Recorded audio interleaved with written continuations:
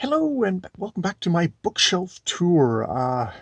We're really into a messy section here, so I've got both hands free because uh, it's one of these sections where I've got like a lot of notebooks. I made that very odd notebook with river of bees in it and a lot of blank pages. I've got a little handmade notebook which I picked up in Florence last year, and beautifully kind of hand dyed, handmade little kind of cover for notebooks, which is just beautiful, beautiful stuff. Uh, I've got my little Fabrino made in Italy little little notebooks. A little pocket notebook made in Japan, which I may have gotten in. I think I bought in Vancouver when I was there last. So much stuff like that. Another notebook cover.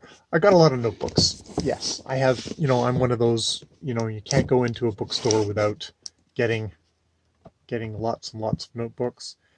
Oh, this is a dream notebook for certain part of my life where I was writing down my dreams every day, and I did that for a while, and I accumulated a lot of nonsense in notebooks, and I think I just kept one. So I just kept one. You don't want to see it. It's really horrible. Let's get back into actual book stuff. Something that's been on my currently reading forever and ever, which is Start Where You Are, A Guide to Compassionate Living by Pema Chodron, Shambhala Classics, kind of a meditation book. I was slowly working my way through it, and then I kind of fell off the wagon. Maybe I'll get back on the wagon, as I might get back on the wagon of doing a little meditation in the mornings. That was a nice thing. I stopped doing it a long time ago. It's one of those, I really should. Oh, it's like, it's a lot harder than it looks to actually just, have a practice and do it day after day. And I think that's kind of the same thing with The Myth of Freedom by Chogyam Trungpa, who's, I think, the big guy of bringing stuff like that to the West. I think he actually is somebody that she studied under. I think. Um, and what I also have, I've got, or maybe it was him, Reginald A. Ray, Your Breathing Body, and that's the audiobooks of the same stuff. All stuff kind of centered around some meditation classes I took. I'm very much on the not the religious spiritual side of meditation, just on the practice side of meditation. And we're zipping along here because I'm gonna pull stuff out from things. I've got Mastering the Art of French Cooking by Julia Child, Louise Berthol, and Simone Beck, Volume 1, which I'm pretty sure I picked up at Value Village for not too much money.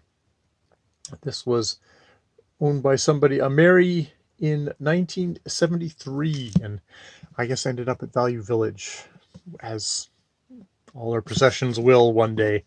And then what I have are a whole bunch of Anthony Trollope novels, kind of all stacked really higgly-piggly. I've done tons of videos on Phineas Finn, part of the Palliser series. The Friendly Parsonage, which I actually haven't read yet. Can You Forgive Her, which, yes, indeed, I've read. It's another one of the, Vavasseur, when the handsome, high-spirited Alice Vavasseur jilts her impeccable lover John Grey in favor of her cousin and former fiancé George, she consolidates her offenses against womanhood.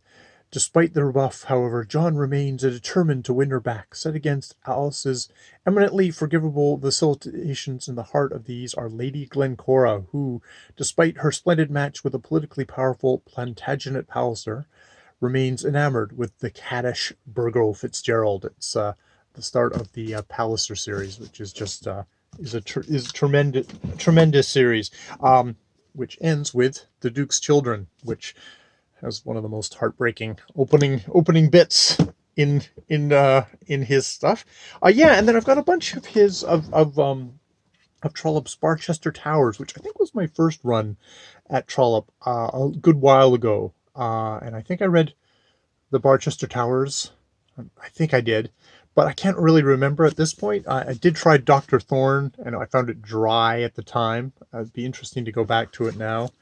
And the Last Chronicles of Barchester. So I picked up. I'm at some point. Either Steve or myself will just go at the Barchester series, and that will be a lot of fun, I am sure. And a biography of Trollope, which I just kind of grabbed and held on to, which is the Victoria Glendinning Trollope, with that handsome devil on the front peering out from underneath all that beard. And yeah, I think that is one half of one shelf, half of another shelf, a little bit abbreviated. I'm gonna just tidy up things now because everything is trying to fall out on me, because it's just a mess here. This is the good thing about doing a bookshelf tour, is it makes you look at your bookshelves and go, God, they're messy, and try and tidy them up. So doing it like one shelf at a time is a good thing. So that's what I'm gonna do now.